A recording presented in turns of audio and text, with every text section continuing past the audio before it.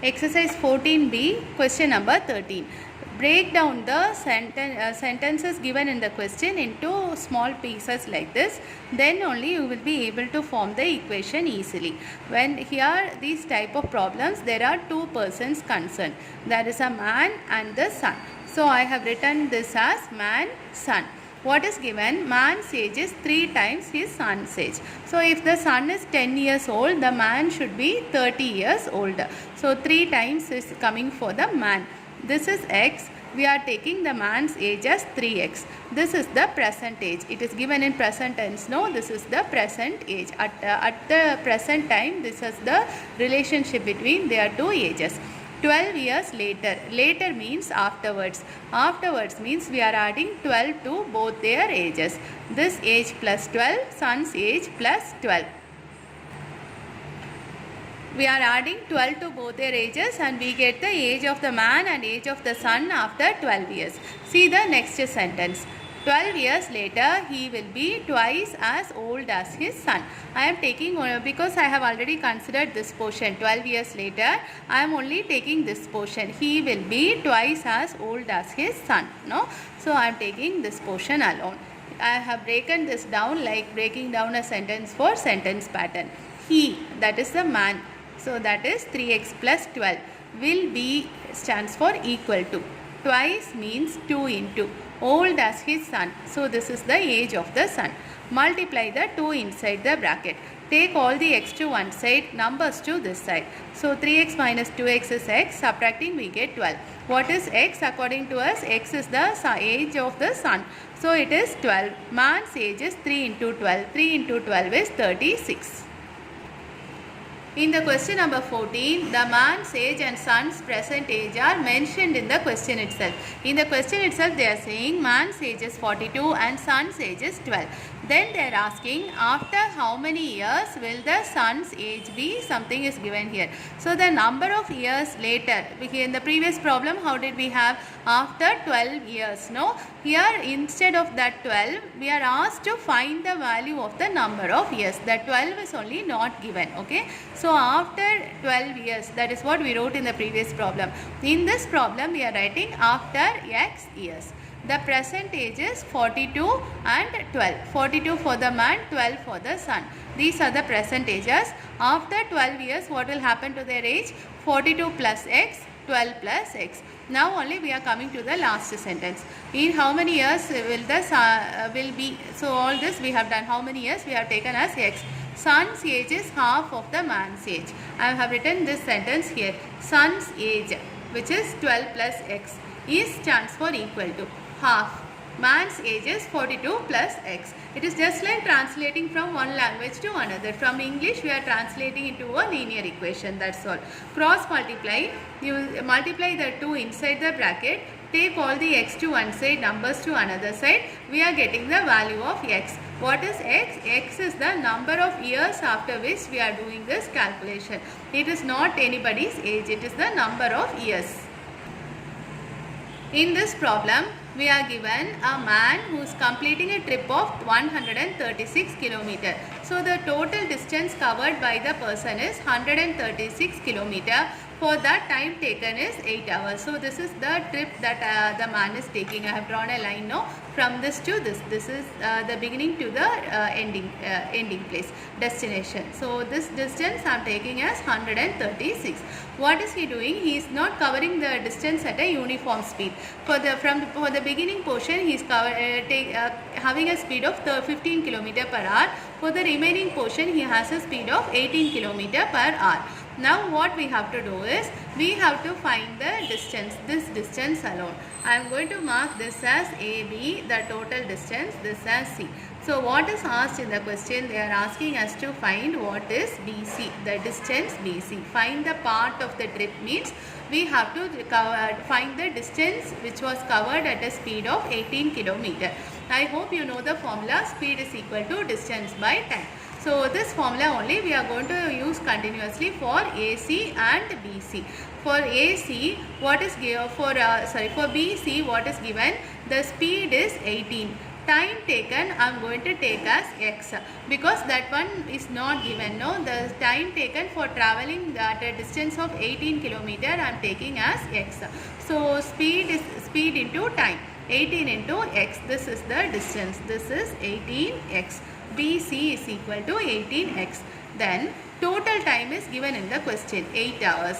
Suppose he is covering this distance for x hours. The remaining time he would have spent at a speed of 15 km per hour. So total time is 8 hours. For this one time is x hours. So the remaining time will be 8 minus x. For example, you imagine total time is 8 hours. Suppose for this one he is taking 3 hours. The remaining would be 5 hours. Now, how are we getting the 5? 8 minus 3. Similarly, total time is 8 hours. This time is x hours. So, the remaining will be 8 minus x. So, the time taken to cover at the speed of 15 km per hour is 8 minus x. The distance is speed into time. This is our speed and this is our time. Multiply inside the bracket. Take care to multiply 15 with this x also. So, we get the distance. What is this distance? This is our AC. The previous one was BC. If you add AC and BC, what should you get? Total distance 136. So, AC plus BC equal to 136. 18x minus 15x is 3x. 136 minus 120 is 16. X is equal to 16 by 3. Don't worry about the fraction here. We are not asked to find the time. We are asked to find the distance covered only. Here actually we are finding the time taken. So hours. No need to convert into minutes or anything. Distance covered at this speed. This is our speed and this is the time taken. Speed into time will give us the distance. Cancelling, I will get a 6. 6 into 16 is 96. So, we get the distance covered as 96 km. At what speed is he covering 96 km? At a speed of 18 km per hour.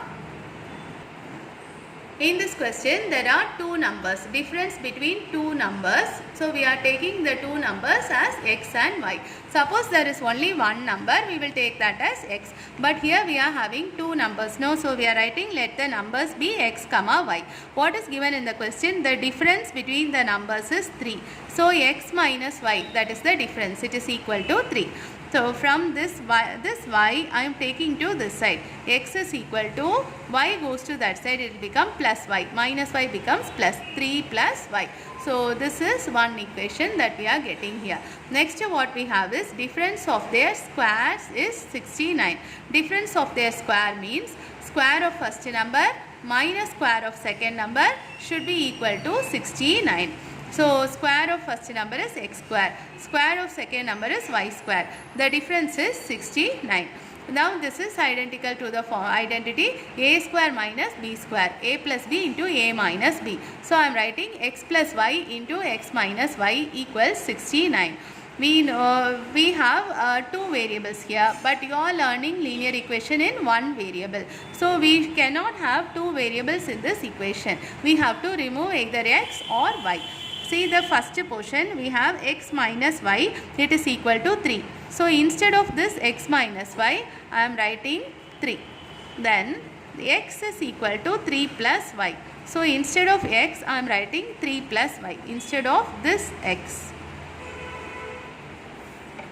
Instead of this x, I have written 3 plus y plus this y. This is this y.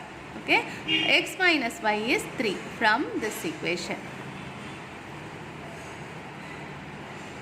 X minus y is 3, x is equal to 3 plus y. No, instead of x I have written 3 plus y, this y I have written as it is.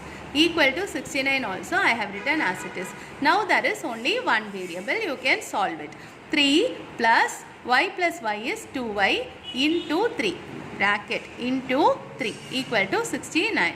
The 3 is a coefficient. I am taking into that side. Multiplication becomes division. When you cancel, you are getting 23. So we have 3 plus 2y equals 23. 2y equal to 3 goes to that side. It will become minus 320. So division again by 2, we get answer as y is equal to 10. But we need to find the value of x now. So we use the first equation. X equals 3 plus 10. 3 plus y is 10. 3 plus 10 is 13. So what should we write as answer? The question is find the numbers. So you should write the numbers are 10, 13. In question number 17, there are two consecutive numbers. I have already taught you when you have two consecutive numbers, you should take them as x, x plus 1. So what is given in the question is 1/4 of the smaller number exceeds 1/5 of the greater by 1. By 1 means the difference amount. Exceeds means subtraction. So when you subtract 1/4 of a smaller number and 1/5 of the bigger number, answer should be equal to 1. That is the meaning for this sentence. Out of these two numbers, which will be the smaller one? X will be the smaller one and x plus 1 will be the bigger one. 1/4 of the smaller number. 1 by 4 x by 4. Exceeds means what did I say? It is subtraction. So minus 1 by 5 of the greater number. X by 5, x plus 1 by 5. By 1 means that is equal to 1. Don't think it is by 1. The difference amount they are calling it as by 1. Now we have to take LCM by cross multiplication method. 5 into x minus 4 into x plus 1 equal to 25. 4 into x plus 1 by 4 into 5, 20 equals 1. So we have 5x minus 4x minus 4. Taking everything inside the bracket. By 20 goes to that side equals into 20. Then 5x minus 4x is 1x. Minus 4 is here. You take it to the other side in the next step. You get x is equal to 24. So this is the first number x. What should be the second number? X plus 1. 24 plus 1 is 25. So these are the two numbers.